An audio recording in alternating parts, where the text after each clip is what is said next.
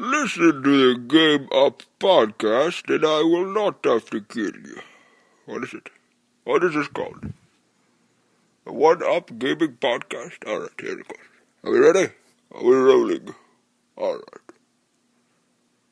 Listen to the One-Up Gaming Podcast and I will not have to kill you. Disobey these orders and I will destroy your city. Go fuck yourself.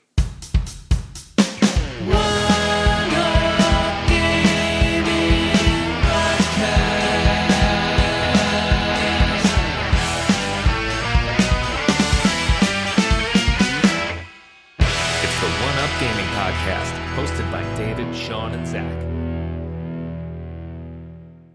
Hey there, guys. Welcome to the One Up Gaming Weekly Podcast. Today I'm your host, Chris. I'm sure you guys have heard me before, but this week I am in charge. And it is just me and David this week. Hello. Hello, David is, you're not doing very well, are you, David? He's pretty sick. I've had a full day of throwing up. Brilliant. Yeah. So before we do anything else, let's just jump straight into our weekly sponsor, get that out of the way for you guys. So this week we're sponsored by Audible. Want to listen to free and interesting books? Try the Audible 30 days trial. Join Audible today, and you can enjoy your first listen on us for free. So of course, if you don't like your audiobook as well, then you can exchange it for another for free. What are you waiting for? Visit www.audibletrial.com/OUG and try the Audible 30 days trial right now. Cool, there we go. We got the formalities out of the way. So let's jump into the podcast. So David, what have you been playing this week? Well, this week I put a bit more time into the Technomancer. Right. Which I heard that shit. It starts off promising. Yeah? And then about 3 minutes into the game, you work out it's not very good. Hmm. You know, because it's all walking with full dialogue, and you think, oh, it's building up to be quite a deep, meaningful sort of game. Something similar to like Mass Effect. Yeah. It has that vibe to it. But unfortunately, it's got like real-time combat, and it's so basic. Yeah. It's, imagine Mass Effect but with 1/3 the budget. It kind of looked to me like, with the Mars setting, it kind of looked Mass Effect-y, but it also was kind of like real reminiscent of, did you ever play the Star Wars The Force Awakens games? Yeah. It looked kind of like that, combat-wise. No, it's worse than that. Worse, okay. Yeah, this is basically, it's an action role-playing game, and it's basically got like a kick, a punch, and that's basically it. I saw you got some kind of like Tesla stuff or something. I mean, that looked alright. That looked kind of cool. Yeah, I wouldn't recommend it though. No. No. Have we got a review coming up at any point of it? Supposed to have been writing one. I've got 2 paragraphs in. Yeah. It's hard to say, you know, how bad the game is without being a dick. Yeah. So I'm just working out how to phrase things. But yeah, hopefully... Isn't it a sequel? I don't know. I've never heard of like it. A sequel. Yeah, I heard it was a sequel to like another like completely differently named game. I've not heard of anything that... I mean, on the video that I put up on our YouTube channel, which the PR team asked me to take down, I had a lot of people saying, oh, I'm so excited to try the game from the team that, you know, from their new game, so I think they've done other things, but I'd have no idea what they've done. They developed a game called Mars War Logs. I think I have heard of that. I think that was actually not too bad. Mars And that War, was a role-playing game. Cyberpunk role-playing game. Yeah. And that, yeah, I think it was maybe I don't know, it was either like a, the first game in the series, or it was like Technomancer's like a spiritual successor, because it says it features a character who can specialize in stealth, combat, or technomancy. Yeah, I mean, it might just be the fact that that's a horrible name, Mars Warlog, or whatever. Yeah, it really is. So they probably just rebranded.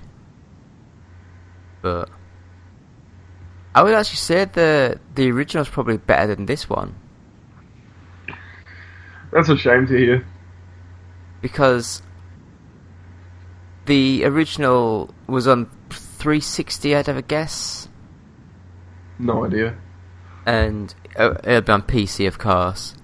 Yeah, it was on 360 and PS3. Yeah.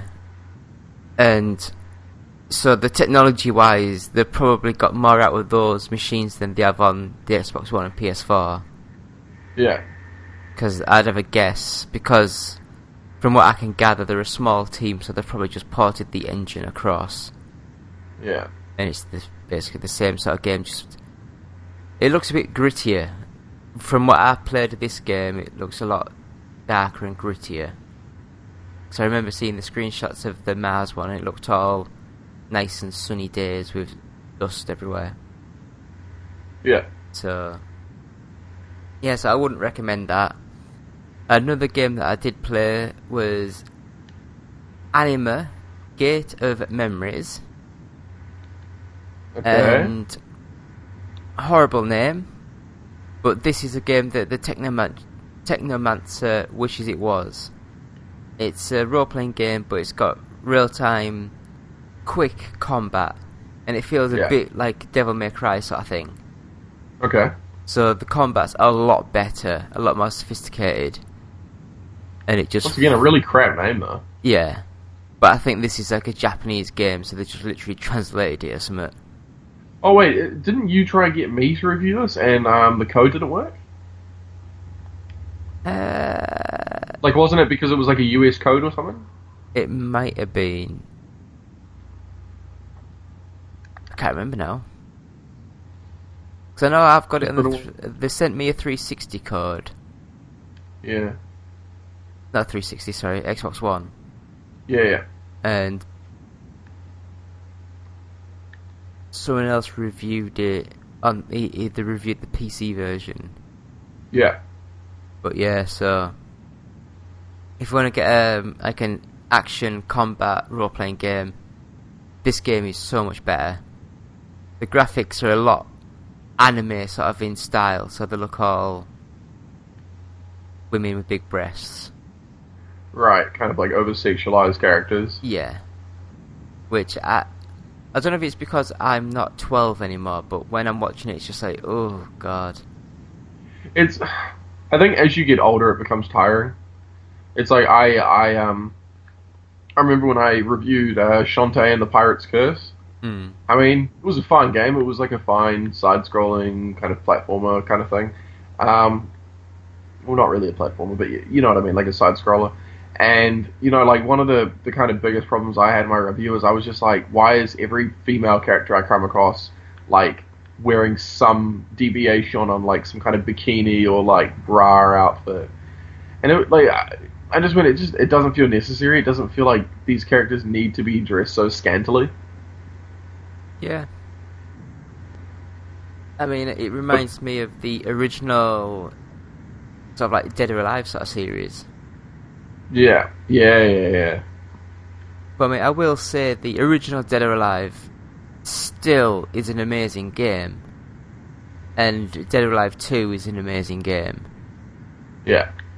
And it's just a shame that over here, at least, it all got made famous just because of the boob physics. Yeah. Instead of the deep fighting style that it actually had. Yeah. But I was thinking of getting the latest Dead or Alive, because you can actually... What one's that? I think, is it 5? Might be 5, or is it 6? If it's 5's quite old. Yeah, it might be 6. But I know in the latest one you can be... Now, people that listen to this might sort of wince when I say this, but it's probably the only games where you'll actually be able to play as Virtua Fighter characters, because it's got 2 or 3 characters in there from the Virtua Fighter franchise. I don't think Sega are going to be making any more Virtua Fighters anytime soon. Yeah. But so, out of all the action role-playing games this week, I had to get the Anima Gate of Memories. So, next up, Battlefield 4. I don't know why I got it. It was on sale for like £3. Yeah, that's 2013. That's 3 years old now. Yeah, and I hated it when it first came out. Oh, what'd you buy it then? It was £3. Or was it £2 something? I know it was something stupid. I also bought Battlefield Hardline. Yeah. But I will say, I used to have the EA Access, and I actually really enjoyed that game. Not enough to pay £50 for it, but you know, for £3, it's like, yeah, I'll buy that. Yeah, no, fair enough. But I haven't, they're still downloading, that is. Because the internet is really slow. So one of the games for Xbox Games for Gold, Rainbow Six Vegas 2. Yeah. I had forgotten how extremely hard that game is.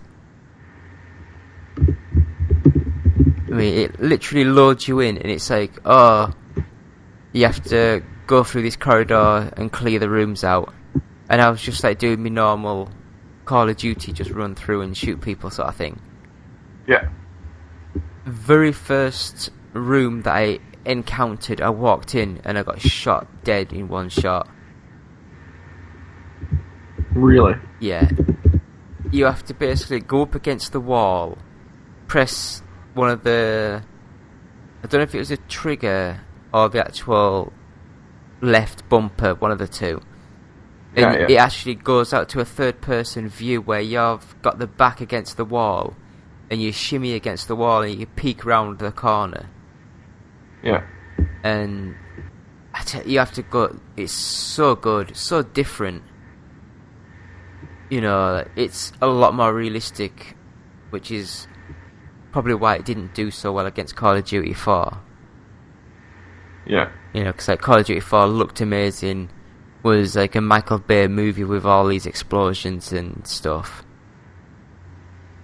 Whereas that, it's just like, you walk 2 feet, you get shot dead. Yeah. And a lot of people probably didn't like that. So another game that I downloaded because at the You played a lot this week. Microsoft press conference, they announced it was free to download. I actually bought it on the Nintendo Wii U, one of the only games I have got for the Wii U from digital download. Right.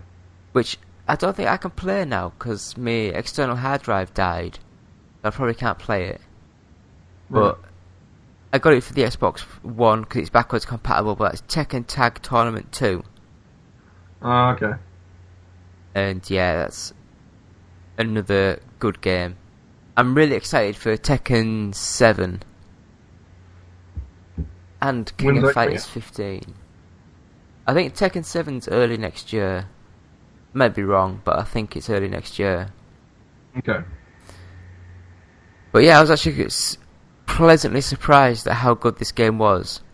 I think graphically it's aged quite badly, but it still plays a mighty fine round of Tekken. Yeah.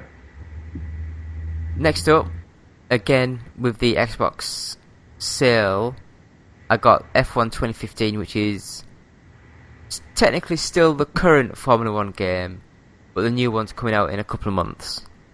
Yeah. That was like a tenner, so it's not too bad.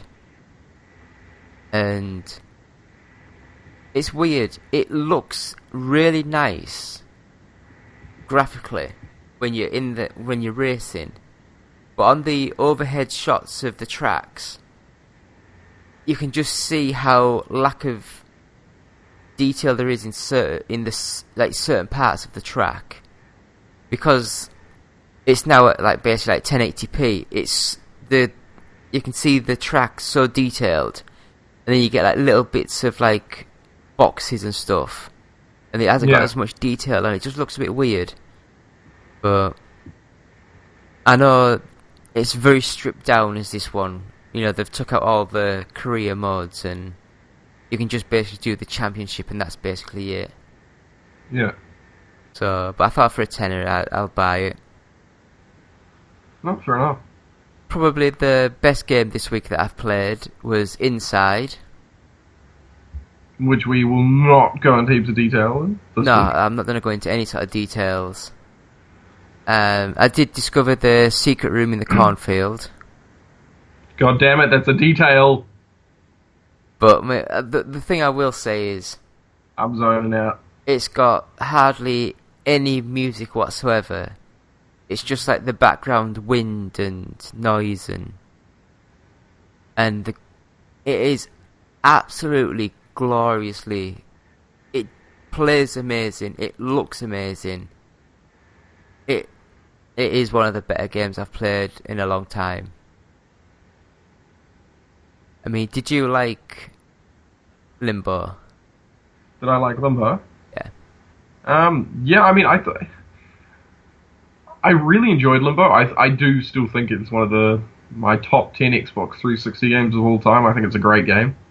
I think it was just different at the time. It was unique, and it had great atmosphere, and it was really tense. It just had fantastic tone from the visual to the sound. It was, yeah. I still think it's one of the best Xbox 360 games of all time, so that's why I'm so excited for Inside, and why I'm so kind of like adverse to hearing any spoilers or anything. Like, it's one of those games where it's like Uncharted 4. Like, after I saw those first couple trailers, I was like, cool. I don't want to know anything about Uncharted 4. I just want to experience it. I'd say that's different for me because I've actually listened to a lot of like spoiler casts about it, and I couldn't care less. You know, I'm very excited. I'll just sort of play the game, and if I like how it feels and plays, then it's good. Yeah. You know, I mean, that's one of the reasons why I'm not a big Uncharted fan. Yeah. You know, I just don't like the way it sort of feels and plays. The same as like Assassin's Creed. The last game, I loved the story and the character sort of thing with the brother and sister. Yeah. But yeah, I thought that was good in Syndicate, yeah. The actual movement of the characters, it still feels like a 360 sort of game, very clunky, and I hated how it played. Yeah, okay. But I mean, I thought I improved on it a fair amount since the previous installments, but I still do understand that, like, Assassin's Creed, it's never felt, like, entirely smooth compared to, like, stuff like Infamous Second Son or stuff like that, where there is a very, very fluid sense of movement and traversal. And, yeah. Which is the one for the PS4? Is that Second Son? That's Second Son, and then there was the smaller title, First Light. Because I've got the one that came out for like just after launch, so probably First Son, Second Son, whatever it's called. Second Son, yeah. And I didn't really enjoy it. God damn it, David! But we all know you just like your bloody arcade races and soccer games. I loved Saints Row 3. But that's a real clunky game. I mean, it's a good game. I really love Saints Row 3, but that doesn't have a fantastic sense of movement. The reason why I liked that, it was a lot more story-driven. Then Second Son. I just got bored of following your brother or your father or something, what the hell it was. I mean, Saints Row definitely has a more out-there story, yeah. I think that's why I liked it. It was more tongue-in-cheek and just completely surreal. Okay, so you're not really... So I'm getting the feel that you're not into the more emotional or kind of gritty narrative experiences. Inside was amazing. Limbo's amazing. I think it's open world games. I'm not a big fan of open world games. But I didn't like Grand Theft Auto 5 or 4. Right, okay. Well, that might just be a taste thing then, you know, it's just, these kind of things aren't just for you then. Because I liked Grand Theft Auto 3 and Vice City. I didn't like Yeah. San Andreas. I thought that looked horrendous. Yeah. But No, and I think a big thing is like working in this industry, you have to be flexible and be able to kind of play and write about a variety of titles, but at the same time, you've got to accept what's for you and what isn't. Yeah. It's why I don't pick up, unless I have to. It's why I wouldn't pick up a racing game or a sports game to review or to write an article about, because it's just not a genre that I'm either passionate about or I'm particularly familiar with. You know? I tell you, I don't know if I've mentioned it on the podcast or not. Dino Dini's Kickoff Oh, Revival. God, you've mentioned it a million times, yeah. Yeah, it's a bad game. Yes, we know that. He was doing a live stream which I recorded, and it was like, come ask him questions while he's doing the patches, because the game fucking needs more than patches. And like, I was like, sort of saying, so did you have to release the game during Euro 2016 with the Sony contract that you signed? Is that why you came out with a bare bones game that's got no features and no... Damn, that's savage, mate. He didn't answer the question. Yeah, of course, mate. It's a bloody brutal question. It's alright. But the funny thing is, because he is a bit... Let's just use the word arrogant. Alright. Because of that, whenever anyone writes a tweet that says something about Kickoff Revival being not very good, there's a lot of people, well, there's hundreds of people that retweet him constantly. Yeah. Just because they dislike Dino Dini. Yeah. And, I mean, I don't know if I've mentioned this on the podcast or not, but I was due to have an interview with him. Yeah. And I basically was talking to him because he did the old Kickoff games in the 89, 90 sort of time. Mm-hmm. And I sort of was saying, it was some of my favourite games when I was growing up, when I was like 10, 11, they were amazing games. And we were getting on quite well, you know, on Facebook messages back and forth. And I sort of managed to get out of him that, you know, that this is before there was any videos of the game, of the Kickoff Revival, and I managed to sort of get him to say that it was like, I sort of mentioned, so is the game in 3D or is it this? And he was like, I can't say any details. And then I was like, in my other questions, I was like, so what's the camera? And it was basically, I've worked out that yes, it's an overhead camera in full 3D. Yeah. But I mentioned that I played the original Kickoff and I loved it so much, and then I sort of said that I played the Mega Drive version, and he basically just said I had nothing to do with the Mega Drive version, they stole the game from me and blocked me. Shoot. I was like, That's a big thing, though. okay. But yeah, there's been bits and bobs said during the last few years, and it's... But anyway, the last game that I played this week is... Oh my god, you have more. Just one more. How long did you play these games? Did you jump into them for like half an hour each or something? Well, the Technomancer, I wasn't allowed to mention it until the 28th. So I think we just... Or maybe I could have mentioned it last week, but I probably forgot. Because I've had it about a month. Okay.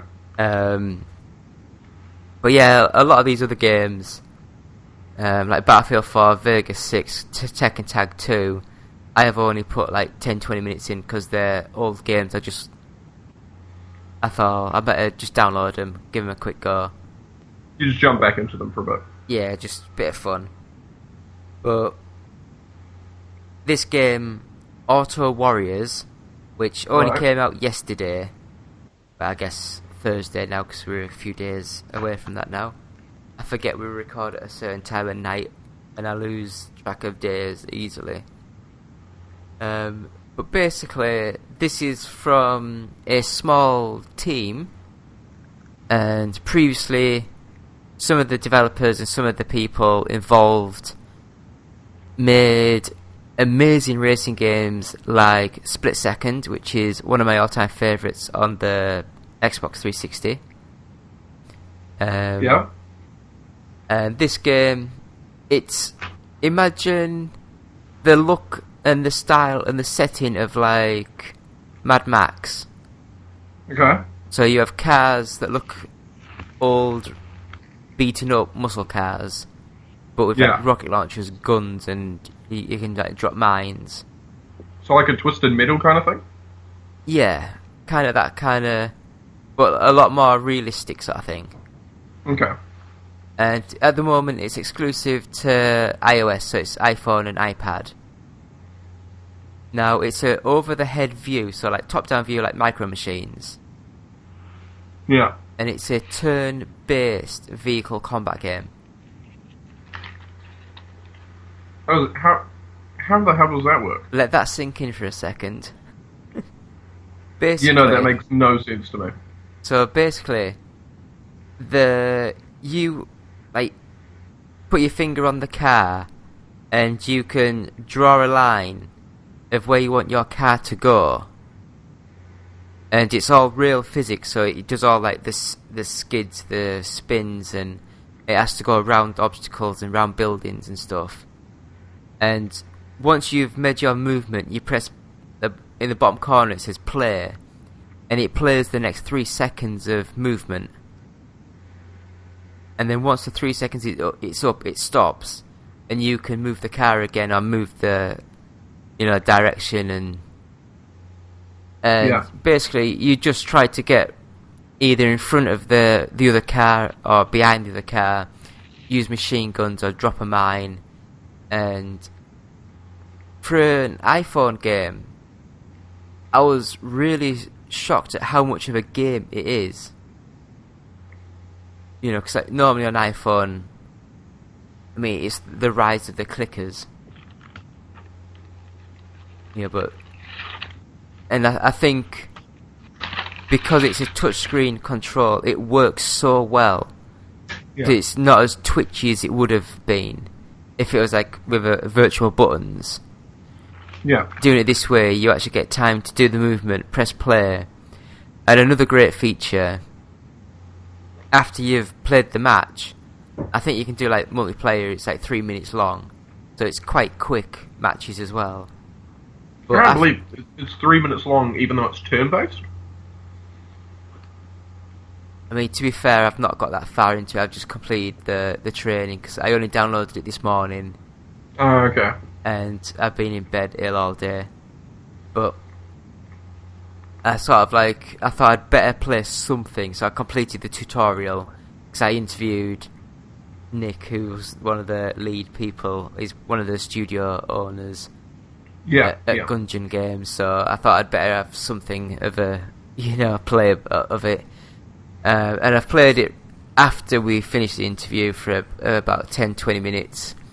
And another great thing that's really smart is after you've completed it, you can actually click replay, and it plays the whole thing with a multiple of camera angles in real time. Yeah. Yeah. So you can watch the whole car zipping around shooting, and then you can upload that to like Twitter or Facebook. So, and it's free to play. That's quite cool. So I would That's cool. recommend that. Yeah, that's like I always used to enjoy in Super Meat Boy, where you do all your goes and you die a million times, but then after beating the level, it would show you get like all the different versions running. of you. Yeah. Yeah, I loved that as well. More games should do that.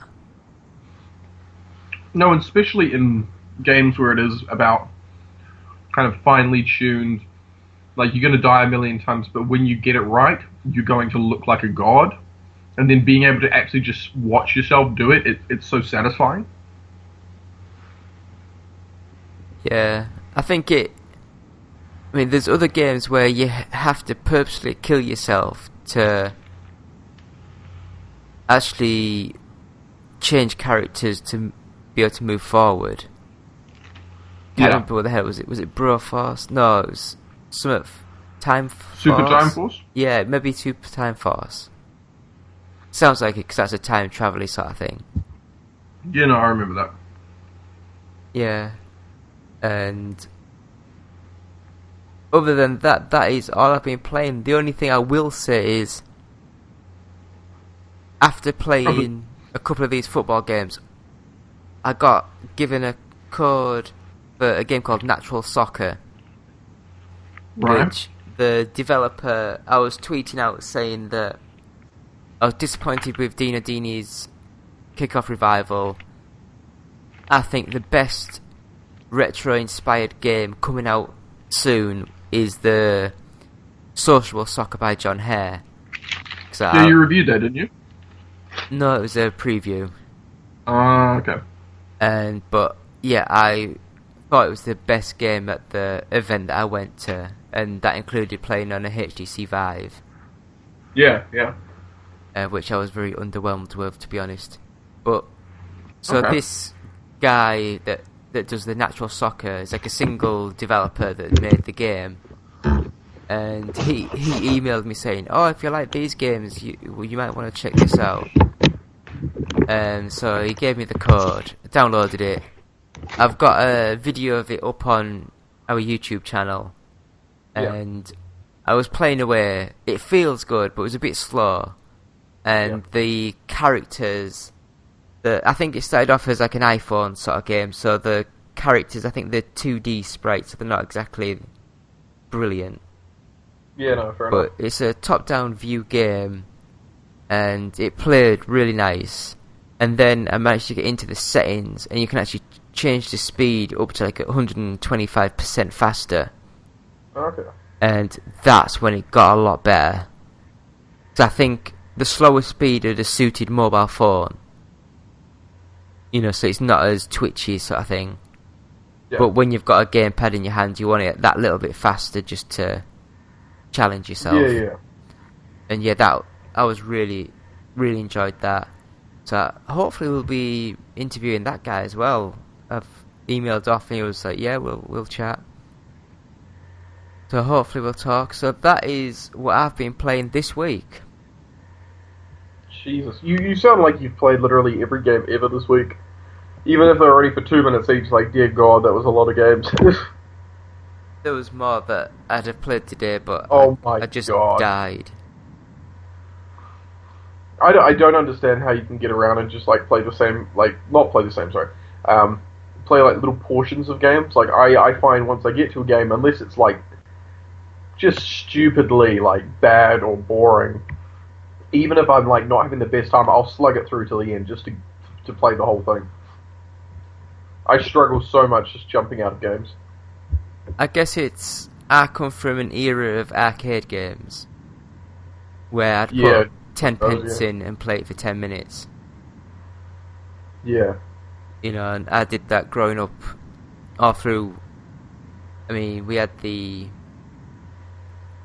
Master System, then the Mega Drive, which was really good arcade sort of game ports. Then I had my Sega Saturn, which I adored some of their arcade ports. And I mean, even some of the early PS1 stuff like Ridge Racer, you know, still one of my favourite games of all time, which is literally just an arcade game with one track. Yeah. It's two variations but one track. So, you know, me, I grew up on the PlayStation 2, you get a game for your birthday, and you get a game for Christmas, and you got to make that game last. So I would get, like, one game, and I would just play that just to death before I played anything else. And that's kind of like the mindset that I ended up getting in. Yeah, I mean, when I was 14, 15, I was friends with, there was a game store that used to come to our little town, and I used to talk to them quite a lot. And I mean, I'd basically buy a game, take it home, play it, come back and swap it for something else. Yeah. You know, I'd just do that all day, which was fun. Now, see, I've returned the game. I returned a couple games once, and it wasn't returning. I traded them in to help me buy my PS3 when I was 15. I still to this day feel guilty about returning those games and trading them in. I have such like a massive collection of just, even if I know I'm not going to play them again, like I like having that history in my room on that shelf. Yeah, I mean, I at one time or another had over 1,000 games. Yeah. Like boxes. But unfortunately, we moved away and we ran out of money, so I had to sell like 3 bin bags full of shit. And got like 600 quid. What a tragedy. Yeah. And I also had to buy a HD video camera. Yeah. To help with the documentary sort of thing. And that wasn't cheap either, so I had to sell some other bits and bobs for that. Pretty cool though. Best thing about having it is, when I went to that gaming expo last month, when I was holding the camera, recording stuff, I mean, I don't know if you've watched it or not, I put a video up saying Mad Day in Glasgow Expo, whatever it was called. Right. On our YouTube channel. Yeah. And it's basically just me walking around looking at bits and bobs. And when I was like walking around, I saw like the security or the bouncers, whatever you want to call them, stopping people saying, "Oh, you can't go in there, you can't go there, you can't do this, you can't do that." But when I was walking around holding my camera, they just let me walk wherever I wanted, even restricted zones. I didn't want to get in front of the camera. Really? It was so cool. Shoot, that is quite cool. I mean, I got given a green band, and the woman, which was like for basically people who were like demoing games, you know, at showing stuff in the not just public. Yeah. And she basically said there is a press room down there. It's through the corridor, turn left, turn right, up there, down there. And she said, "Don't worry if you get lost, just walk around. You can go wherever you want." Oh, brilliant. I was like, "Oh, okay." So, but I mean, we went to some board game sort of place years ago, and I don't know if you'll know him or not, Chris Barry. No, I'm not familiar with him. Have you ever seen Red Dwarf? No, I haven't seen Red Dwarf. Do you know of Red Dwarf? No, I do not know Red Dwarf, David. Okay. Well, the guy who played... I don't know. The guy who played Arnold Rimmer, the hologram, he was doing like a speech there, and basically we turned up, and we hadn't booked nothing, we hadn't done nothing, and I just walked along and saw the guy who I'd interviewed on the podcast a few weeks earlier, and I just said, "Oh, hi, any chance we can talk to Chris?" And next thing I knew, we were dragged off into their operations room, where they had all the security, all everyone there, and then they basically said, "Chris is very busy, but we can have an hour of his time from like 3 onwards." Yeah.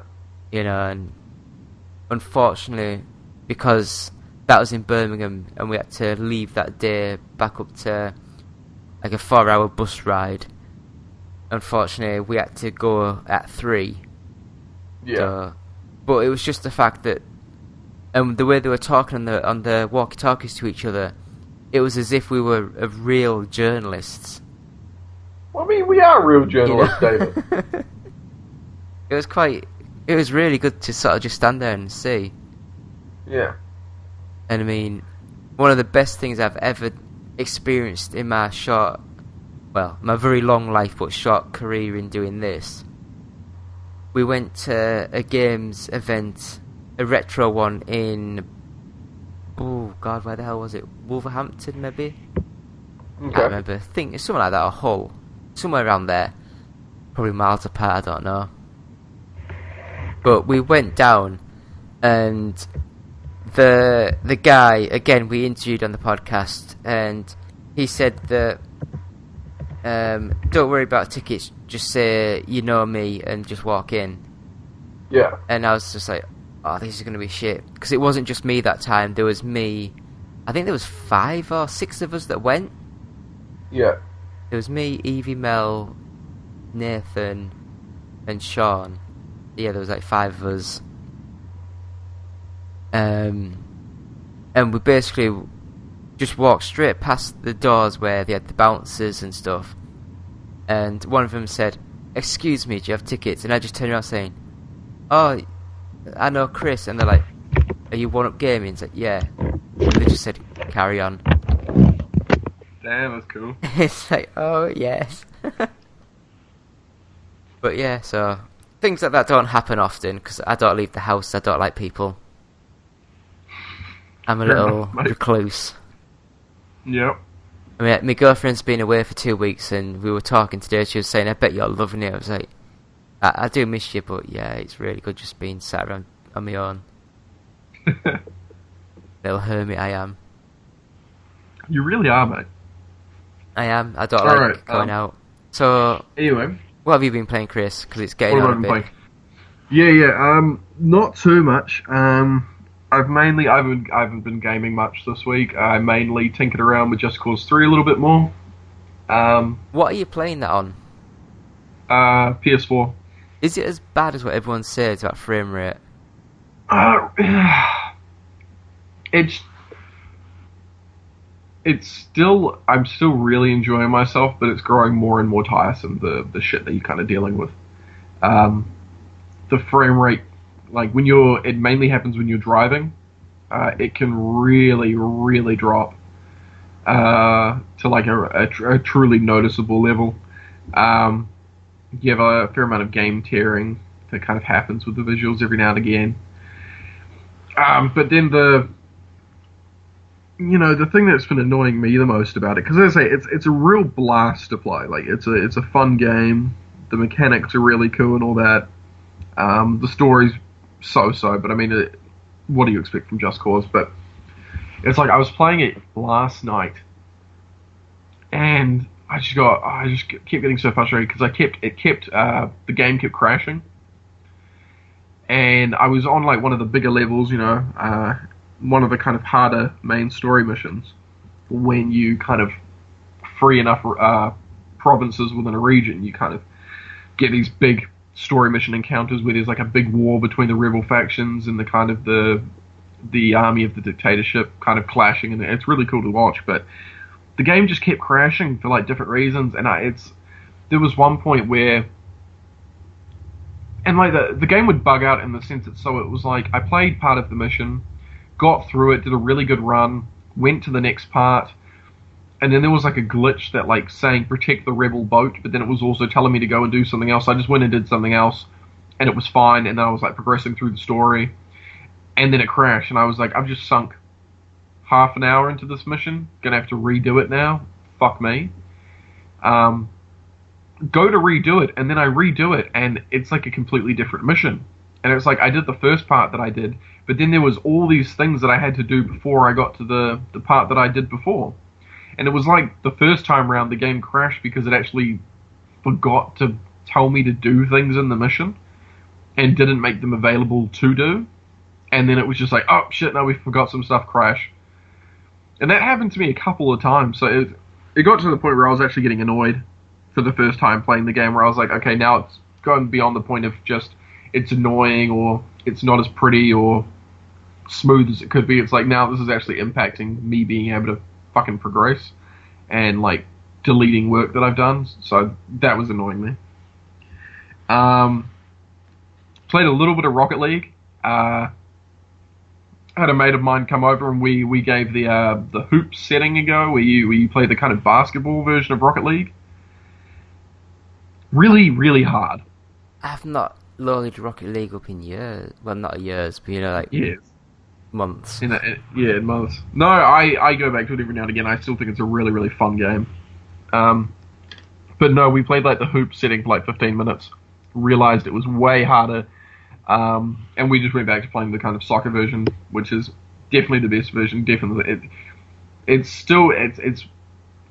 as a guy who's not into racing games and not into sports games, and who kind of gets annoyed playing FIFA and NBA because I personally feel, and maybe I'm just shit, but I personally feel that you do have to learn the systems, and it's not a game that I can play for like half an hour and then jump back into 2 months later for half an hour. It's like I feel like I've got to relearn how to pass and shoot and dribble or The all that kind problem of stuff. is, with FIFA, people don't realise, but it's 10 years of... I mean, I've basically played like every game for like the last 10 years.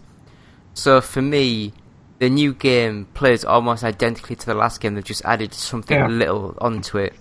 But for someone that doesn't play those games, they've got 10 years of mechanics to learn. Exactly. And I jump in and I just like... It's like I'll pick up one of those games every 4 or 5 years just so I have like a sports game. I don't need it every year. But I find it confusing as hell to go back every few months, and then if I have a mate who doesn't game regularly come around, they can't pick it up. Whereas with Rocket League, I find it's a game that is still like hard to master, but really easy just to drop anyone into. And every single person, people who don't even play video games that I've brought around to give it a go, they can just jump in and they can still have fun without knowing what they're doing, because it's basically a 3-button game. So I think that's part of the beauty of Rocket League. But no, so played a little bit of that, and then I ended up actually, to my surprise, playing a lot of Outlast. The original one that came out in like 2013, I think, on PS4. Me and a couple buddies were like, we want to have drinks tonight, but we don't want to go out to town or anything, because it's like a 50-minute bus ride to go to town. So we were like, nah, fuck that, alright, let's just have some beers and do something here. And then we didn't feel like watching a movie, so we chucked on Outlast on the big screen, turned off all the lights, and tried to give that a go. And actually had a really great time playing it. I've owned Outlast since it first came out, thanks to PlayStation Plus, but I've tried playing it on my own, and I've tried playing it with my girlfriend, and it's one of those games that if you are not unfazed by horror, or you're just not a big horror game fan, it's really hard to kind of get through those games, because you do end up getting scared, and unlike a movie where you just keep getting pushed forward, in these games you can just put the controller down and say, nope, I'm not doing it.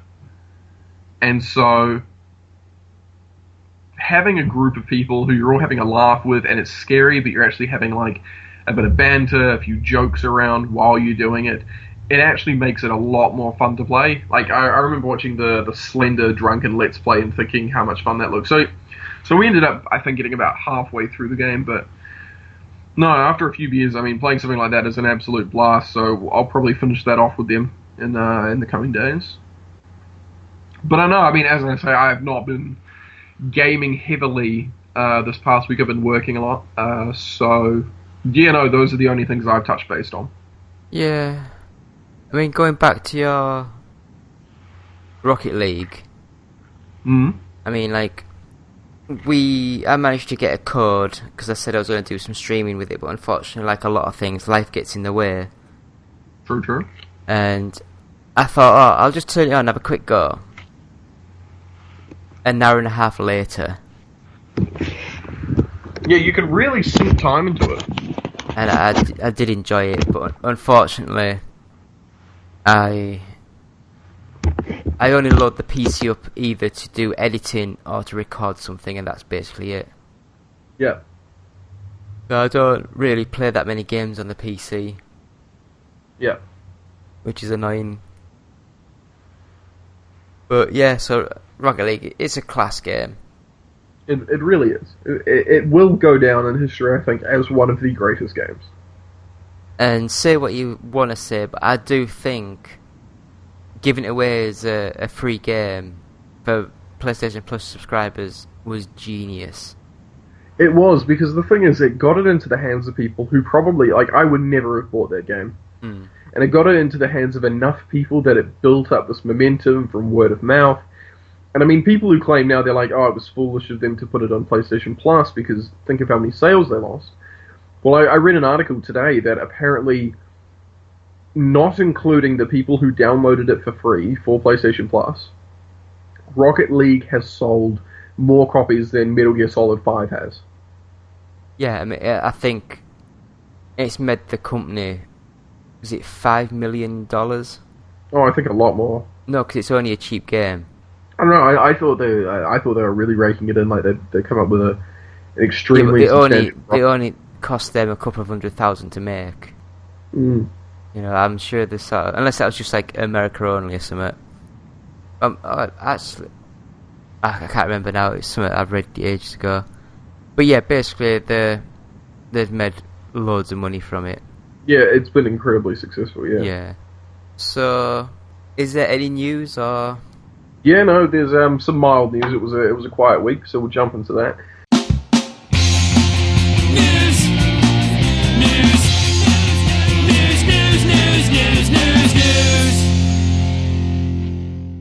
First things first, No Man's Sky has finally gotten gold.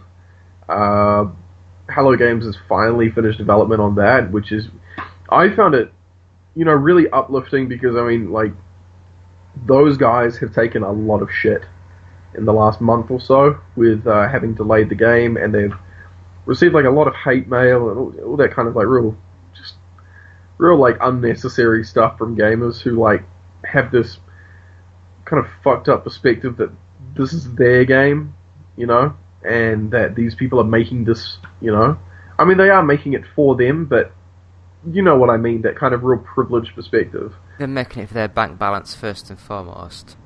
Oh, but anyway, so to see these guys be like, yes, we worked on this for 4 years, we finished it, a big achievement, seeing them happy is great.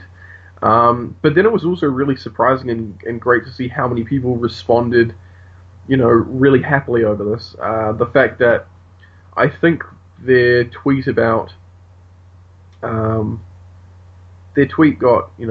either 12 or like 20,000 retweets or something in like the half a day that they posted it. And yet, like, Uncharted 4, which is like Sony's biggest kind of first party game in this year, I think that only had about like 6,000 retweets. It was like significantly less, at least, than Hello Games'. But to see all that kind of, goodwill around it and people really happy and it's good. That's what the game community should be. People being excited, developers being excited, the community being excited, not all this kind of console war or, hate-filled kind of commentary. It shouldn't be that. I mean, the only thing that I will say is I know a couple of reviewers over in America, and they've actually had like hands-on. Yeah. And from what they were sort of hinting at, it's not going to be a great game. It's not going to be the game that everyone thinks it's going to be, where you're building these massive colonies and worlds and all this stuff's happening. I mean, this is an indie title. So I don't think it's going to be a bad game, but I think people need to limit their expectations far more than they are. Yeah. I mean, I know a couple of them that even said that they thought it was going to get delayed again. Well, I mean, it's gone gold now, so... Yeah, but there still might be some of the technical things that... Not with the game, just with Sony and cert and things like that. Right. I really doubt it'll be delayed. They'd receive such a backlash after if they did that again. They're funny though. I tell you what they should do. Yeah. They should go on, do a proper live stream. Build up all the hype, saying news. We've got news about No Man's Sky. Yeah. Come out and sort of say, we're extremely sorry to say the game is delayed. Instead of launching at 2 PM Eastern Pacific Time, it'll now come out at 3 PM. Oh my god, David. Just to say, fuck you. Anyway, go on. Sorry, I don't feel well. No, it's alright. The only other news that I have this week is that Evolve is getting a relaunch. Free to play. Yeah, despite the fact that it launched February last year, it's now back on beta on PC. and will be relaunching again at some point in the near future on consoles, as rebranded as Evolve Stage 2, which is free to play.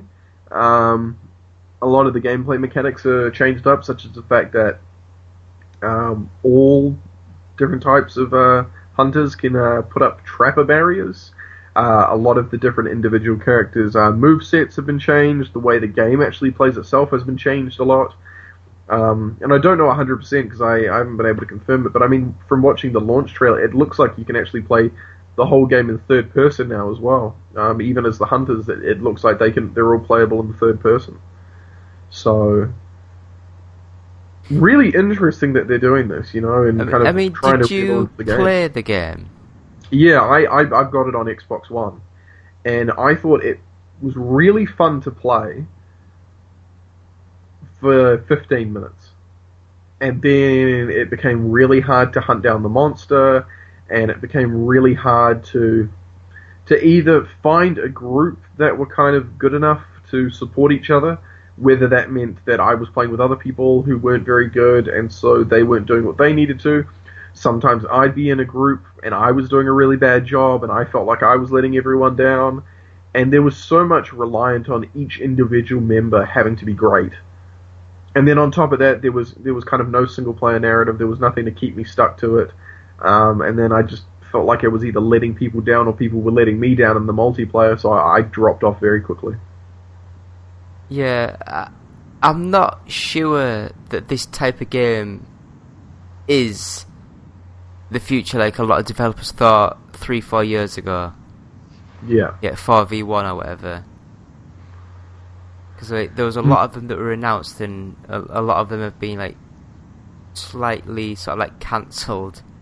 Yeah, no, and it's the same with the hero shooter. I mean, the problem is there's usually only, with other genres like the single player open world experience or the narrative experience or the linear experience or the platformer, those are experiences that people will play for maybe 20 hours and then they move on, they want something different. When you get these hero shooters, these 4v1 multiplayer games, these MOBAs, people commit to them for months and years. And you really have to be lucky enough to be the one that people connect with and stick to, or you're not going to make it. And I think that's going to happen with a lot of games coming out post-Overwatch. With Overwatch came in, it's made its mark as, okay, this is the hero shooter people want to play, this is the hero shooter people are sticking with. Are people going to move on to something else? The same happened with Destiny and The Division. The Destiny's come around first. It was a bit of a slow burn, but has eventually come around to something that people have stuck with. And people moved on to The Division for a bit, played it for a bit, but they haven't gone back to Destiny. And I think it's like that with all these. I think Evolve is the same. It wasn't one of the ones that clicked. Wait, it's like the Titanfall. I loved how it played, but I don't want to play against other people. No. And that's why it's good that it's got a single-player campaign coming out. Yeah. And that's why, as well, I think a lot of people were surprised. Like, people were expecting a possible, Evolve 2 with a narrative experience that people could jump in, but it's gone the complete other direction now, going, okay, this is a full free-to-play model, multiplayer game, kind of in-game currency, all that kind of jazz. That's probably the cheapest way to try to fix it. Yeah, it probably is. Because it probably did not sell anything like they were expecting. No, but they're putting a lot of work to fix it up and make it into something better. So, I mean, good on them for that. Yeah.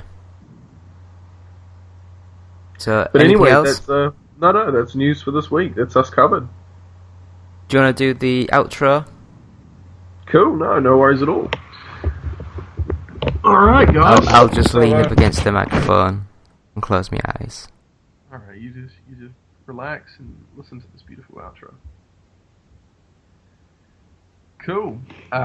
So, guys, this has been the One Up Gaming podcast at oneupgaming.co.uk.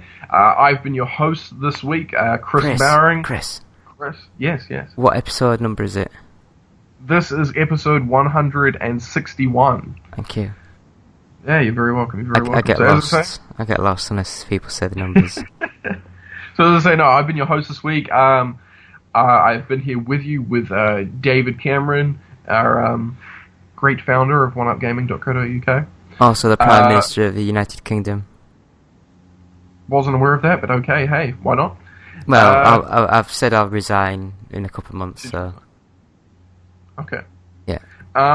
You can help us out by checking out www.patreon.com/OUG. And we need as much support as we can, so if you hit us up on OneUp Gaming on Facebook, on YouTube, you can follow us at twitch.tv/OneUpGamingOfficial, OUG Official. Twitter, that's the same, at OUG Official. You can email David for any questions or anything like that. Any games you might want reviewed, send them in to us at contact@oneupgaming.co.uk. You can find us on Podbean or iTunes, and please subscribe. Give us 5 stars, or give us, a decent rating if you like the podcast, if you enjoy what we do, because positive feedback always helps us find new people and continue doing what we love doing.